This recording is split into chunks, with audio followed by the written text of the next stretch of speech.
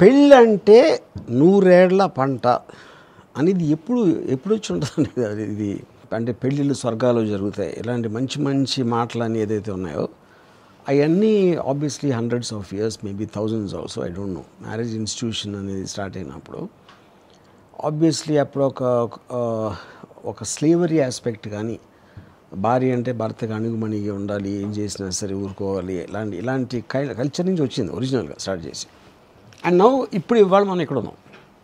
ఇది divorce rate విపరీతంగా పెరిగిపోయి ఆల్మోస్ట్ మంత్స్ లోపలే దే రిగ్రెటింగ్. అంటే ఒక 3 రోజులు 4 రోజులు విపరీతమైన సంగీతులు గింగీతులు పెట్టి అసలు ఎక్స్ట్రాడినరీగా డబ్బులు ఖర్చు పెట్టేసి, ఎంత ఎక్కువ డబ్బు ఖర్చు పెడితే ఆ కాంపిటీషన్లో ఉండి నాకు తెలిసి అన్ని రోజులు ఉంటుంది ఫైనల్గా.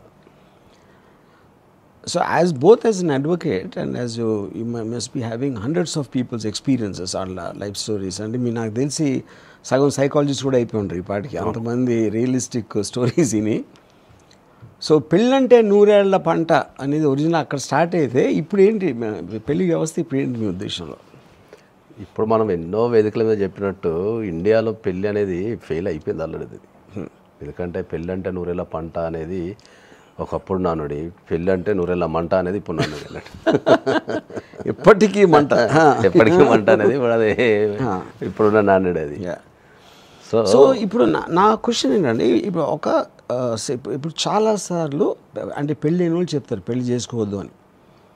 చేసుకునేవాడేమో నా ఒక్కడికే జరగదు, నాకు బాగానే ఉంటుంది అంటే నాకు అని వాడు అనుకుని దిగుతాడు. ఇవి రీసెంట్గా నాకు తెలిసిన ఆఫీస్లో పనిచేసే అతను జస్ట్ కోవిడ్కి ముందు ఒక కోవిడ్ అనౌన్స్ చేసేదానికి 20 రోజుల ముందు పెళ్లి చేసుకున్నాడు. వారం రోజుల్లో స్టార్టెడ్ కంప్లైనింగ్. వచ్చేసరికి కోవిడ్ టైంలో చాలా ఏంటి దేవుడు నా మాట నాకు వరం ఇచ్చి కోవిడ్ తెచ్చాడండి, ఇప్పుడు అమ్మాయి అక్కడే ఉండిపోయింది, నేను ఇక్కడ ఉన్నా అంటున్నాడు. అంటే కోవిడ్ని ప్రేమించడం ఆడ ఒక్కడే చూశాను. అంటే మీరు హేట్రేడ్, ఒక డిస్ఇంట్రెస్ట్ అనొచ్చు, లేకపోతే హేట్రేడ్ అనొచ్చు, ఒక ఇరిటేషన్ అనొచ్చు. ఇప్పుడు నాకు కూడా నాకు పెళ్ళి అయినప్పుడు నేను ఇంటికి వెళ్తూ ఉంటే కారు మా కాలనీలోకి ఒక టర్నింగ్ తీసుకున్నప్పటి నుంచి నా మైండ్లో ఒక హారర్ మ్యూజిక్ వస్తుంది.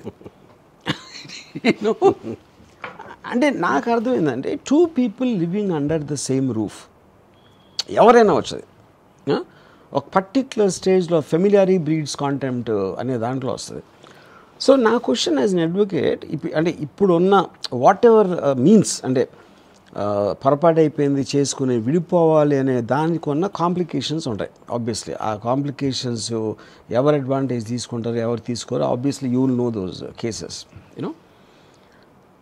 సో రిమార్కబుల్ డిఫరెన్సెస్ ఏమి వచ్చినాయి ఈ మధ్యన లాలో చేంజ్ అయ్యి. అంటే కోర్ట్స్ కూడా అర్థమవుతుంది కదా సిచ్యువేషన్ ఇప్పుడు ఎంత ఎక్కువ అయిపోతుంది, కేసులు వస్తూ ఉంటే they will also know there is a fundamental flaw somewhere. Remarkable changes అంటే ఏంటంటే జనరల్గా ఇప్పుడు మనం మాట్లాడుకునేటప్పుడు ఏంటంటే ఒక 2 వ్యక్తులు జనరల్గా ఇప్పుడైనా కాదు, ఇప్పుడు కూడా ఒక చెట్టు కింద ఉండలేరు. కరెక్ట్. ఎప్పుడు ఉండలేరు 2 వ్యక్తులు, అన్లెస్ అంటే అందులో ఎవరైనా ఒకళ్ళు లొంగిపోతుంది తప్ప, కంప్లీట్గా ఒకరికి లొంగిపోతుంది, ఒకళ్ళు కంప్లీట్గా కాంప్రమైజ్ అయిపోతుంది తప్ప ఉండలేరు. లేదా అదర్ అవగేషన్ చూడాలి, ఇది పిల్లలు వాళ్ళ కెరియర్ వాళ్ళు ఏదో దగ్గర లొంగిపోతారు కంపల్సరీ. సో మనకు పూర్వకాలంలో ఏంటంటే కంప్లీట్ కాంప్రమైజ్, సొసైటీ అంటే భయము, ఒక కాంప్రమైజ్, తర్వాత పక్కింటోళ్ళు ఏమనుకుంటారో ఎదురుంటోళ్ళు ఏమనుకుంటారో భయంతోనే చాలా మంది బతికిపోయారు అప్పుడు. ఇప్పుడు ఉన్నంత లిబర్టీ అప్పుడు అంటే అప్పుడు మీరు చాలా అంటే సహించేవారు, అంతే, సహించేవారు, వేరే దారి లేక.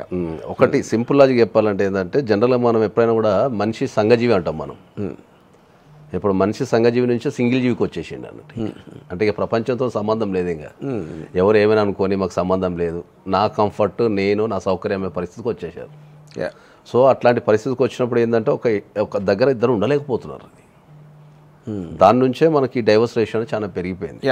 ఇంతకుముందు ఏంటంటే మన సమాజంలో పెద్దరికము, పెద్ద మనుషులు, పంచాయతీ, కలిసి ఉండాలి, పిల్లలు ఉన్నప్పుడు ఏంటంటే లేడీస్కి అప్పుడు ఎంత ఇన్కమ్ జనరేషన్ లేదు. అప్పుడు యా లేడీస్ అంతా వర్కింగ్ లేదు. కరెక్ట్. ఇప్పుడు ఏంటంటే ఇప్పుడు వర్కింగ్ కూడా చేస్తున్నారు కాబట్టి ఎర్నింగ్ కెపాసిటీ వచ్చింది కాబట్టి సో బేసిక్లీ ఫైనాన్షియల్ ఇండిపెండెన్స్ వచ్చింది. పిల్లలు ఉన్నా కూడా హస్బెండ్ లేకపోయినా పర్లేదు అనే స్థాయికి వచ్చేసారు.